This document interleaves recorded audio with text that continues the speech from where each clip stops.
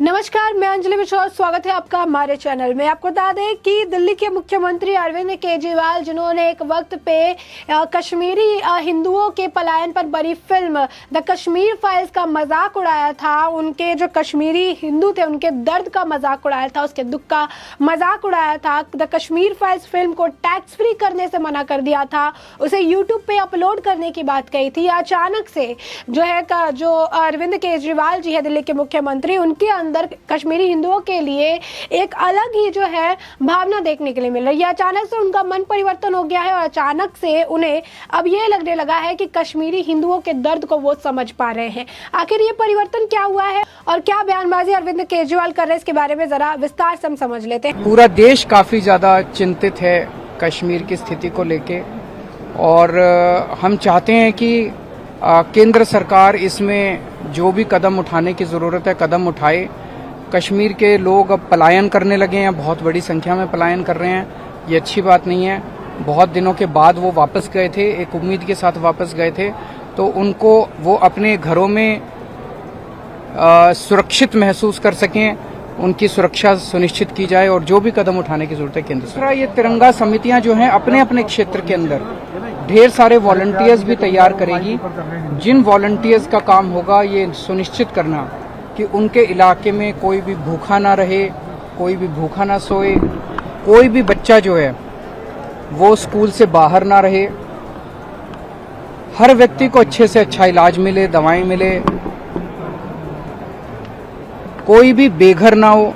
आपको बताया कि कश्मीर के जो लोग हैं बहुत बड़ी संख्या में पलायन इस वक्त कर रहे हैं। कश्मीर में टारगेट किलिंग का जो मुद्दा है वो देखने के लिए मिल रहा है। एक के बाद एक कई सारे लोगों को अपने जान से हाथ गंवाना पड़ा, जान से जिनकी जान चली गई। एक शिक्षिका थी, एक और बैंक मैनेजर थे, एक सिपाही था, इस तरीके से एक और आर्टिस्ट थी। तो इस तरीके से एक के बाद एक टारगेट किलिंग का जो मामला है वो देखने के लिए मिल रहा है। और इन सभी के बीच अब अरविंद केजरीवाल का बयान आया है, ये यूं कहिए कि अब उन्होंने टिप्पणी की है। उन्होंने कहा है कि कश्मीरी पंडितों की सुरक्षा के लिए जो भी जरूरी कदम है उसे केंद्र सरकार को उठाना चाहिए, क्योंकि कश्मीर की जो इस वक्त स्थिति है उसे लेकर पूरा देश काफी ज्यादा चिंतित है कि कश्मीर का हाल ऐसा क्यों हो गया है। उन्होंने कहा कि कश्मीर के लोग अब बहुत बड़ी संख्या में पलायन कर रहे हैं और ये बिल्कुल भी अच्छी बात नहीं है। उन्होंने कहा कि कश्मीर के जो लोग हैं वो बहुत ही उम्मीद के साथ यहाँ पर आए हुए हैं, बहुत ही उम्मीद के साथ वो अपना सब कुछ कर रहे हैं और ऐसे में उनका ये पलायन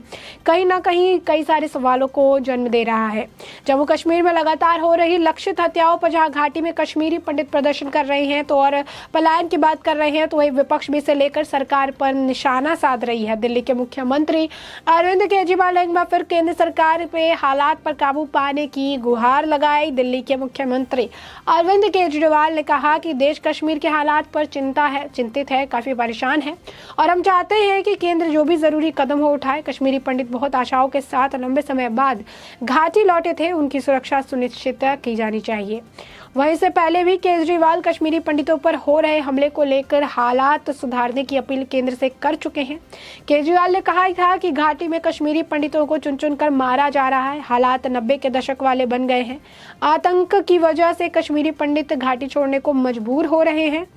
सीएम ने हैरानी जताई कि इसे रोकने के लिए कहीं से कुछ भी नहीं हो रहा है। मुख्यमंत्री ने केंद्र सरकार से गुजारिश की कि कश्मीरी पंडितों की सुरक्षा को सुनिश्चित किया जाए। दिल्ली सरकार इस मसले को जो भी भूमिका होगी उसके लिए तैयार है। वहीं बुधवार को मीडिया से बात करते हुए भी दिल्ली के मुख्यमंत्री अरविंद केजरीवाल ने कहा था कि इस वक्त कश्मीरी पंडित काफी ज्यादा दुखी है। उनकी सरकार से सिर्फ एक ही मांग है कि आतंकवादियों से उन्हें सुरक्षा दी जाए। कश्मीर में पंडित वापस से हिम्मत करके कश्मीर में जाकर बसे थे और वहां जाकर उन्हें अपना घर बसाया, लेकिन अब उनके साथ वही हो रहा है जो 90 के दशक में हुआ था। कश्मीरी पंडितों को उनके घर से दफ्तर में घुसकर सड़कों पर मारा जा रहा है। यह अमानवीय है, इंसानियत और देश के खिलाफ है। इसे रोकने के लिए कुछ तो करना ही पड़ेगा और इसे रोकने के लिए अब तक कुछ नहीं किया जा रहा है। केजरीवाल ने कहा, जब कश्मीरी पंडित भाई बहन इसका विरोध करते हैं तो उनकी आवाज दबाने के लिए उन्हें कॉलोनी में बंद कर दिया जाता है।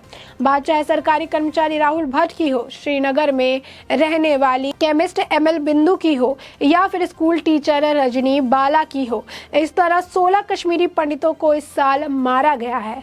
हम आम कश्मीरी यही चाहता है कि हिंदू और मुसलमान सभी एक साथ रहें, लेकिन आतंकवादी ताकतें ये नहीं चाहती। इनका रिश्ता जो है आतंकवादियों के लिए, इनकी एकता जो है आतंकवादियों के लिए खतरा है, और इस खतरे को एक एक करके उन्होंने मिटाना शुरू कर दिया है, जो कि आज के वक्त में चिंता का विषय बनता जा रहा है, और कहीं ना कहीं सरकार के लिए भी एक चुनौती बनता नजर आ रहा है।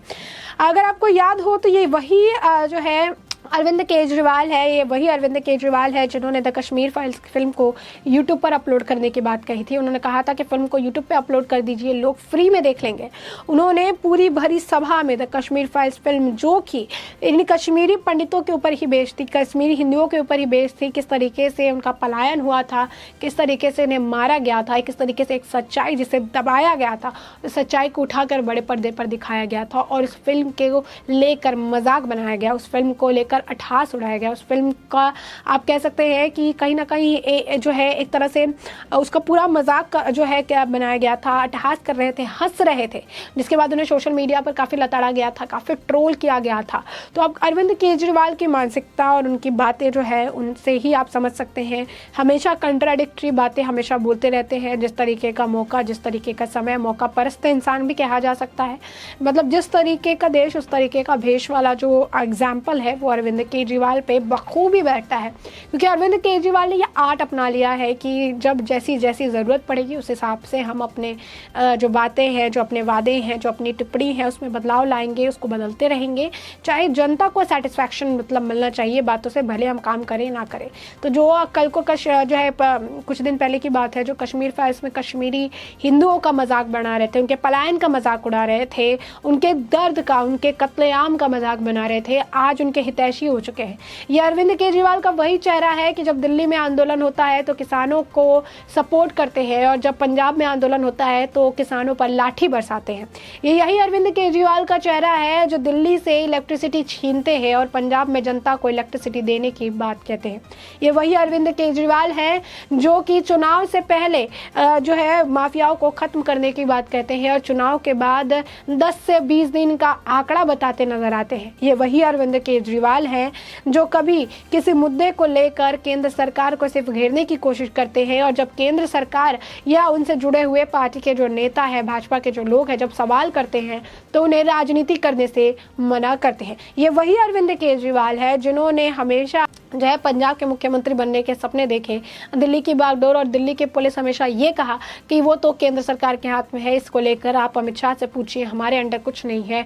वही आज पंजाब की पुलिस उनके हाथ में होने के बावजूद सिद्धू मूसेवाला की हत्या दिन दहाड़े कर दी गई। तो ये वही अरविंद केजरीवाल है। अपने यहाँ जब होते हैं कोई मुद्दे तो उस पर बात नहीं करते, अपने यहाँ जब कोई चीज़ होती है उस पर बात ही करते हैं, लेकिन पंजाब में अगर कोई भी घटना होती है तो उसे लेकर ट्वीट करते हैं। भगवत मान के हर एक ट्वीट पर रिस्पॉन्स करके ये बताते हैं कि किस तरीके से मालिकाना हक जो है उनका पंजाब में है। तो यही अरविंद केजरीवाल है जिनके इतना कंट्राडिक्टरी बयान है। ये वही अरविंद केजरीवाल है जब इनके मंत्री जितेंद्र तोमर के डॉक्यूमेंट्स को सही सटीक बता रहे थे, लेकिन जब उन पर कार्रवाई हुई तो उन्होंने अपना बात जो है उन्होंने पलट लिया और कहा कि नहीं, ऐसा नहीं, ऐसा हुआ था। ये वही अरविंद केजरीवाल है जिन्होंने कहा था कि सत्येंद्र जैन जो है भगवान इंसान है, उनकी तरह कोई इंसान ही नहीं है, हमारी पार्टी जो है कट्टर ईमानदार पार्टी है। और आज सत्येंद्र जैन हिरासत में ले लिए गए हैं ईडी द्वारा, वो भी एक मनी लॉन्ड्रिंग के मामले में।